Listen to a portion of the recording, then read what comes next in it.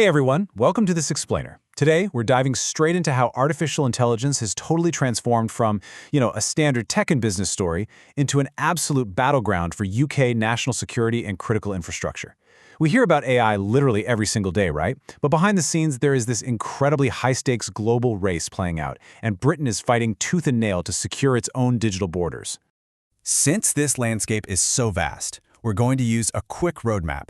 We'll start with the AI sovereignty wake-up call, look at building Britain's AI arsenal, get a public sector reality check, explore warfare and the ethical tightrope, and finally, we'll wrap up with the future of UK AI.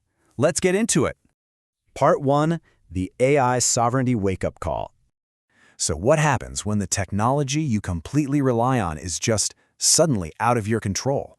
Recently, the US restricted access to some of its absolute most advanced AI models. And the crazy thing is, this wasn't just targeting geopolitical rivals, it hit allies too.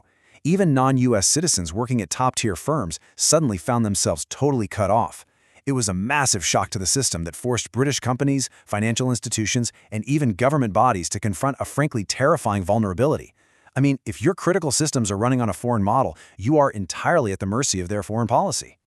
You can actually see this panic playing out. Take a UK startup called Cosign, over in East London. Their phone just started ringing off the hook. As their co-founder Yang Li pointed out, they'd actually been warning people for years about the risks of relying on outside AI providers. And honestly, customers kind of just shrugged it off. But literally overnight, banks, major defense firms like BAE and Babcock, and even foreign governments were desperately scrambling for homegrown resilience.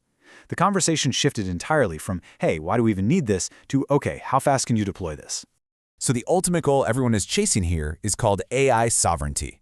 And practically speaking, that's often achieved through something called an air-gapped system. Basically, this means the AI is installed directly onto a company or government's own physical, on-site servers. Absolutely zero data goes out to the cloud and nothing comes in. It's totally isolated. This guarantees that your critical, day-to-day operations simply cannot be shut off remotely just because of some shift in a foreign government's policy or, a sudden change in a massive tech giant's terms and conditions. Moving right along to Part 2, building Britain's AI arsenal. Right now, the UK is taking a sort of dual-track approach. On one side, they're heavily relying on massive foreign corporate investment. We're talking about a staggering £5 billion commitment from Google's parent company, Alphabet, stretching over the next 5 years. This money is just pouring into the UK to build out tech infrastructure and entirely new data centers, mostly focused on raw computing power. And hey, it's a tremendous shot in the arm for the UK economy. But it still relies heavily on big tech's highly centralized infrastructure. But contrast that big tech approach with the UK government's own homegrown strategy. The government recently announced a very targeted £60 million investment to back 2 brand new research facilities, the SOFARE and BOLD labs, led by institutions like Oxford and UCL. And their goal is super interesting. Instead of just trying to, outspend American tech giants on massive supercomputers, these labs are actually rethinking AI entirely. They're building open-source models specifically designed to run efficiently on widely accessible everyday consumer hardware. It is a strategic, deliberate move to break that dependency on massive, American-owned remote data centers. All right, Part 3, the public sector reality check.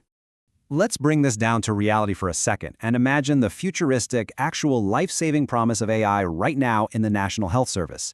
Say a patient arrives with a suspected stroke. A CT scan of their brain is taken and instantly fed into an AI pattern-matching system.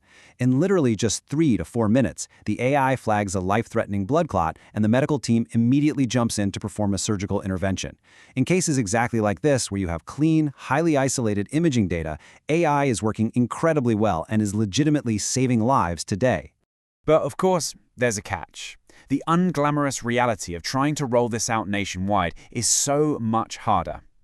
AI health expert Dr. Maxine McIntosh summed it up perfectly. She said we're basically building these incredible, ever-flashy train carriages, but we're dropping them onto train tracks that just suddenly stop. You see, the NHS, much like a lot of the public sector, is completely bottlenecked by messy, non-standardized patient data and decades-old legacy IT systems. You can have the absolute best AI in the world, but if that foundational digital infrastructure isn't there, it simply isn't going to scale. And it's not for a lack of trying or funding. Over the last 7 years alone, the UK government has spent an astonishing £3.35 billion on AI contracts, infrastructure, and services. That is a massive chunk of change. But when we actually dig into the distribution of those funds, we start to see a really huge disconnect in where that money is actually flowing. If you break down the major contracts, you'll see massive funds flowing mostly to U.S. firms for very specific projects. For instance, the Department for Science and Technology is spending heavily with Microsoft on a weather supercomputer. The Department for Transport has spent over £250 million, including huge contracts with the data firm Palantir. But then, look at the Department for Work and Pensions. The DWP costs over £1 billion a year just to run its admin, managing incredibly complex data-heavy systems. Yet, since 2018, they've spent a mere £73 million on AI. It's wild. The exact departments where an efficiency revolution could save taxpayers the most money are somehow the ones lagging furthest behind. Let's move on to Part 4, Warfare and the Ethical Tightrope. The stakes get exponentially higher when we look at how this general-purpose tech is being used in global conflicts. Take the evolution of U.S. military AI. The progression is chillingly fast. It really kicked off back in 2017 with Project Maven, where the Pentagon was just using computer vision to sift through endless hours of drone footage to spot targets. Fast forward to today, we are seeing the active development of autonomous jet skis loaded with weapons and voice-controlled drone swarms where human commanders just issue a digital instruction and the AI independently executes the targeting. The absolute ethical tightrope we're walking here centers entirely on one incredibly dangerous concept: removing the human from the loop. Because think about it, the ethical calculus of war completely transforms when a machine is independently identifying, selecting, and killing a target without a human being ever actually pulling a trigger. This brings up some incredibly profound and honestly unanswered dilemmas. If a fully autonomous weapons system commits a war crime, who bears the ultimate responsibility? Is it the military commander, the AI software supplier? And how on earth does a mathematical algorithm accurately assess the legal requirement of proportionality in a chaotic, unpredictable war zone? Plus, military leaders are terrified that instead of giving humans more time to make careful decisions, AI will just wildly speed up the scale and pace of violence.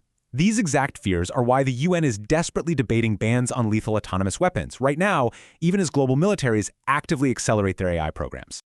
Finally, Part 5, The Future of UK AI. So balancing all of this, the medical breakthroughs, the legacy bottlenecks, the terrifying military stuff, what is the UK's plan? Currently, the government is using a context-based regulatory approach. Basically, there is no single overarching AI law right now. Instead, it's regulated at the point of use. Telecommunications AI goes to Ofcom, energy goes to Ofgem, and so on.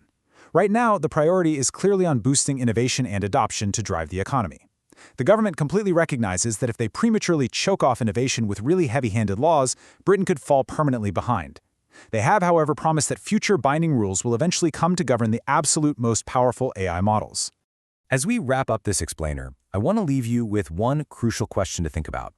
To survive and actually thrive in this landscape, industry experts suggest the UK doesn't necessarily need to beat the US or China at absolutely everything.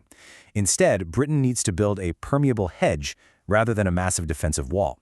So, the question is, can the UK successfully navigate these immense geopolitical tensions to build a sovereign AI ecosystem, one that is secure enough to protect our critical infrastructure, but open enough to keep us globally competitive?